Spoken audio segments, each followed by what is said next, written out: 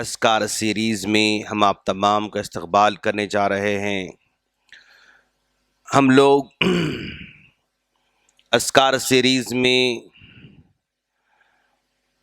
ہر دن کچھ الگ الگ دعائیں پڑھنے، یاد کرنے اور ہم سمجھنے کی کوشش کرتے ہیں۔ تو آج جس دعا کو ہم پڑھنے جا رہے ہیں وہ دعا پیارے نبی صلی اللہ علیہ وسلم نے اس موقع پر سکھائی۔ ایک مرتبہ پیارے نبی صلی اللہ علیہ وسلم سے سوال کیا کہ ابن جدعان ایک زمانے جاہلیت کا بہت بڑا آدمی تھا، زمانے جاہلیت کا بہت بڑا آدمی تھا، اور یہ آدمی صلہ رحمی کرتا تھا، صدقہ کرتا تھا، مطلب دوسروں کی مدد کرتا تھا، الغرض اور کھانا کھلاتا تھا، الغرض بہت سارے نیک کام کرتا تھا۔ تو پیارے نبی صلی اللہ علیہ وسلم سے پوچھا گیا کہ زمانے جاہلیت میں جدعان صلہ رحمی کرتا تھا، صدقہ کرتا تھا، کھانا کھلاتا تھا، مہمان نوازی کرتا تھا، یہ سارے کے سارے کام کرتا تھا، تو کیا اس کا یہ صلہ رحمی کرنا، صدقہ کرنا، کھانا کھلانا، مہمان نوازی کرنا اس کو فائدہ پہنچا سکے گا؟ نہیں پہنچا سکے گا۔ کیا اس کو اس کا اجر یا ثواب یا اس کا فائدہ ہوگا؟ نہیں ہوگا۔ تب اللہ کے رسول صلی اللہ علیہ وسلم نے جس جدعان کے بارے میں کہا، لم یقل رب اغفر خطیئتی یوم الدین، اس نے ایک مرتبہ بھی اللہ تبارک و تعالیٰ سے یہ نہیں کہا تھا کہ پروردگارا تو میرے گناہوں کو معاف فرما۔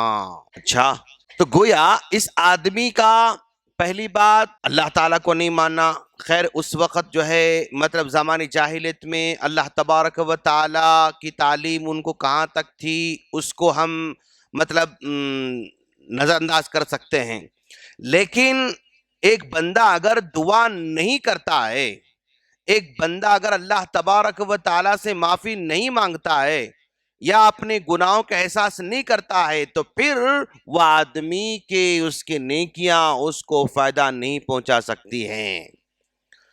رب اغفر خطیئتی یوم الدین، اے اللہ تو میرے گناہوں کو معاف فرما، یعنی بندے کے پاس دعا کا کانسیپٹ ہونا ضروری ہے، بندہ اپنے گناہوں کی معافی مانگنا ضروری ہے۔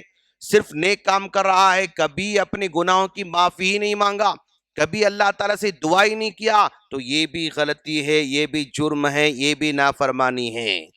تم بہت سارے نیک کام کرتے ہوں گے، بہت سارے حج بھی کرتے ہوں گے، عمرے بھی کرتے ہوں گے، زکوٰۃ بھی نکالتے ہیں، کچھ بھی کرتے ہوں گے، لیکن اگر تم نے دعا نہیں کی، اگر ہم نے دعا نہیں کی، اللہ تعالیٰ سے اپنے گناہوں کی معافی نہیں مانگی، تو یہ ہمارے گناہوں سے معافی نہ مانگنا جرم کے کٹرے ملا کر کھڑا کرنے والا ہے۔ تو بندہ اللہ تبارک و تعالیٰ سے اپنے گناہوں کی معافی مانگتا رہے، رب اغفر خطیئتی یوم الدین، اے اللہ تو میرے گناہوں کو کل قیامت کے دن معاف فرما۔ بندے سے گناہ ہوتے ہیں اور کوئی گناہ کا انکار نہیں کر سکتا، لیکن ایسا بندہ بھی ہے جو کل قیامت کے دن اللہ تبارک و تعالیٰ سے کہے گا کہ اے اللہ میں نے کوئی گناہ نہیں کیا، اے اللہ میں نے کوئی گناہ نہیں کیا، اور تیرے جو فرشتے تھے نا یہاں پر، وہ فرشتوں نے اگر میرے گناہوں کو لکھا ہے تو انہوں نے غلط لکھا ہے، میں ان کی گواہی کو تسلیم نہیں کرتا، میں ان کے لکھے ہوئے اس دفتر کو میں نہیں مانتا۔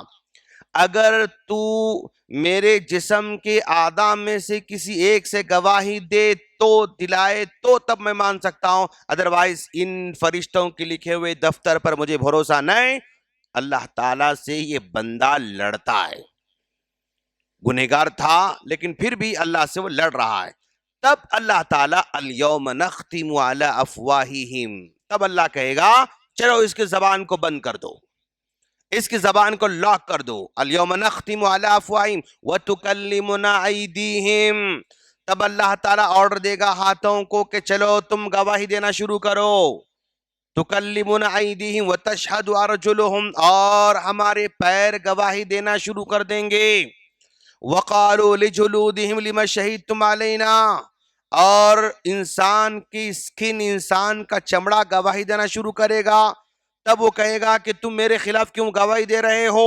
تو وہاں پر ہمارے ہاتھ گواہی دیں گے، ہمارے پیر گواہی دیں گے، ہماری سکن گواہی دے گی، یعنی ہماری جلد گواہی دے گی. یہ سارے کے سارے ہمارے خلاف گواہی دینا شروع کر دیں گے.